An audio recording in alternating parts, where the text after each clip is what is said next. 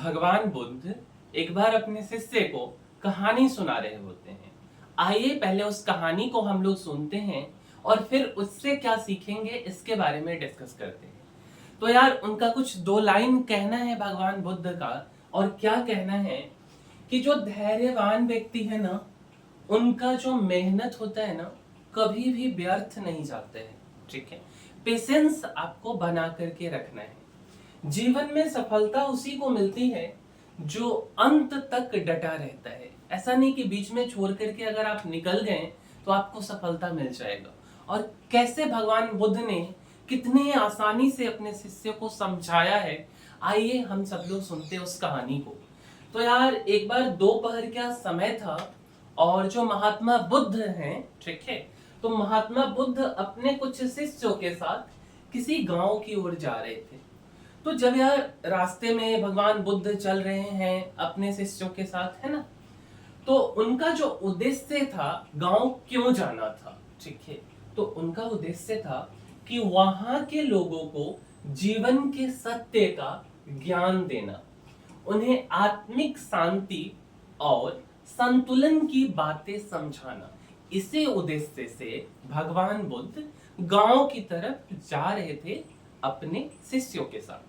अच्छा, तो बुद्ध और उनके शिष्य को रास्ते में एक मैदान दिखाई दिया। ठीक है, मैदान में ना काफी सारे गड्ढे थे। अब क्या होता है ना कि कोई गड्ढा छोटा है, कोई बड़ा है, कोई थोड़ा सा ही गड्ढा है ना, इस तरीके के अननेचुरल गड्ढे उनके शिष्य को, साथ साथ भगवान बुद्ध को भी दिखाई दी। अब क्या हुआ ना, यह दृश्य जो है एक्चुअल में विचित्र था और किसी रहस्य से कम नहीं लग रहा था। अब यार जो शिष्य थे ना, उनके मन में क्यूरियोसिटी आया और शिष्य ने भगवान बुद्ध से पूछा कि यार मतलब महाराज जी ऐसे गड्ढे क्यों हैं। ठीक है, तो जब वो पूछते ना तो भगवान बुद्ध जो है वो मुस्कुराते हैं और आसमान की ओर देखते हैं। देखने के बाद ऐसा लगता ना कि आसमान से कोई उत्तर निकल करके आया है और उसी उत्तर को भगवान बुद्ध अपने शिष्यों को समझाने के लिए हेल्प करेंगे। तो भगवान बुद्ध अब देखिए अपने शिष्य को क्या संदेश देते हैं। तो भगवान बुद्ध क्या कहते हैं कि ये जो गड्ढा है ना, किसी ऐसे व्यक्ति का कार्य है जो पानी की तलाश में था। क्या? गड्ढा किसी ऐसे व्यक्ति ने खोदा है जिनको अर्जेंट में पानी की जरूरत थी और उन्हीं ने ये गड्ढा खोदा है। अच्छा ठीक है, उसने एक गड्ढा खोदना शुरू किया, लेकिन जब थोड़ी गहराई तक पहुंचने पर पानी नहीं मिला तो उसने दूसरी जगह खुदाई शुरू कर दी। वहां भी थोड़ी देर प्रयास किया, फिर भी उसको निराशा हाथ लगी। तीसरी जगह वह व्यक्ति गड्ढा खोदने लगा। यह संदेश है भगवान का। फिर क्या होता है, इस तरह उसने कई प्रयास किए पर कोई भी प्रयास उस व्यक्ति का जिसको पानी की तलाश थी, उसने पूर्ण रूपेण प्रयास नहीं किया। अच्छा, परिणाम स्वरूप उसे कहीं भी पानी नहीं मिला। ठीक है, शिष्य ये बात सुनकर थोड़े हैरान हो गए। बुद्ध आगे बोले कि ये प्रसंग सिर्फ जमीन पर खोदे गए गड्ढे का नहीं है, ये जीवन का किसी भी सच्चाई है, जीवन की भी सच्चाई है। कई लोग जीवन में सफलता की तलाश करते हैं, लेकिन थोड़ी देर कोशिश करने के बाद जब उनको फल नहीं मिलता तो निराश होकर मार्ग बदल देते हैं, कुछ और काम शुरू करते हैं, फिर निराशा मिलती है और फिर एक नया प्रयास शुरू कर देते हैं। इस क्रम में वे कहीं भी गहराई तक नहीं पहुंचते और अंततः उनका जीवन खाली हाथ रह जाता है। तो यार भगवान बुद्ध का यह संदेश था कि जिस काम को आप करो, हो सकता है शायद सफलता आपको देर मिले, बट प्रयासरत हमें हमेशा रहना है। ऐसा नहीं कि हर एक जगह थोड़ा थोड़ा सा गड्ढा खोदे, पानी नहीं मिला तो फिर दूसरी जगह चले गए, फिर वहां गड्ढा खोदे। यार ऐसा नहीं होना चाहिए। तो यार क्या क्या है कि लगातार प्रयास करें, बार बार अपने दिशा को नहीं बदलना। अच्छा, अगर थोड़ी देर में आप अपने लक्ष्य को बदलते रहेंगे तो कोई भी क्षेत्र आपको सफलता नहीं देगा।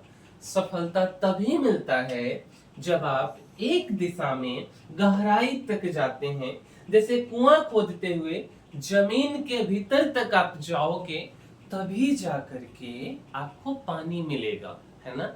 उसी तरीके से हमें अपने जीवन में हम जिस भी दिशा में जाना चाहते हो उस दिशा में निरंतर एक कदम हमें अपना आगे बढ़ाना है। और एक दिन ऐसा आएगा जब हम सफलता की राह पर चल चुके होंगे, निकल चुके होंगे। दूसरा उनका उद्देश्य है कि धैर्य रखें, परिणाम समय आने पर ही मिलेगा, है ना। कभी कभी मेहनत का फल तुरंत नहीं मिलता, लेकिन इसका मतलब यह नहीं कि आपका मेहनत व्यर्थ है।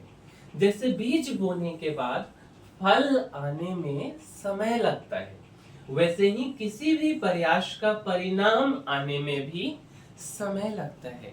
तो मेरे भाई, आप अपने सही समय का इंतजार कीजिए, ठीक है, और निरंतर प्रयास कीजिए। तीसरा बात कि नकारात्मकता से बचें, सकारात्मक सोच बनाएं। ऐसा कोई व्यक्ति जो आपके लाइफ में निगेटिविटी फैला रहा हो, उसको तुरंत कट करें, चाहे माध्यम जो भी हो। अगर आपका कोई फ्रेंड हो, नंबर डिलीट कर दो, ब्लॉक कर दो, लेकिन अपने रास्ते पे, सही रास्ते पे, आपने जो रास्ता चुना है उस रास्ते पे आप चलते रहिए। निगेटिविटी बिल्कुल ना रखिए, ठीक है। कहना यार आसान होता है, करने में थोड़ा वक्त लगता है, बट क्या करेंगे, सफलता अगर पाना है तो आपको करना पड़ेगा। जीवन में असफलता एक रास्ता है, अंत नहीं। असफलता से घबराकर अगर आप दिशा बदल देते हैं तो हो सकता है सफलता आपसे कुछ ही कदम दूरी पर हो, आप उसे खो दें। सकारात्मक सोच आपको उस अंतिम चरण तक पहुंचा सकती है। तो सकारात्मकता, पॉजिटिविटी हर किसी के लाइफ में बहुत अधिक आवश्यक है। अगला जो चौथा बात है वह सही मार्गदर्शन को स्वीकार करें। यह यार बहुत जरूरी चीजें हैं कि कोई ना कोई मार्गदर्शक यार हमारे लाइफ में होना ही होना चाहिए। तो हमारे आसपास ज्ञान के अनेक स्रोत हैं, ठीक है, उपलब्ध हैं। अगर हम उन्हें स्वीकार करें और उनका पालन करें तो मन भटकने से बच सकता है। मन एकाग्र रहेगा तो सफलता मिलने की संभावना जो है वह बढ़ जाएगी। ओवरऑल इस कहानी से हमने क्या सीखा, तो यार यह कहानी है जीवन प्रबंधन के सूत्र। और इस प्रसंग में जीवन प्रबंधन के जो सूत्र छुपे हैं वे आज भी हमारे काम आ सकते हैं। सफलता पाने के लिए सिर्फ मेहनत काफी नहीं है, उसमें निरंतर धैर्य और दृढ़ निश्चय का होना आवश्यक है।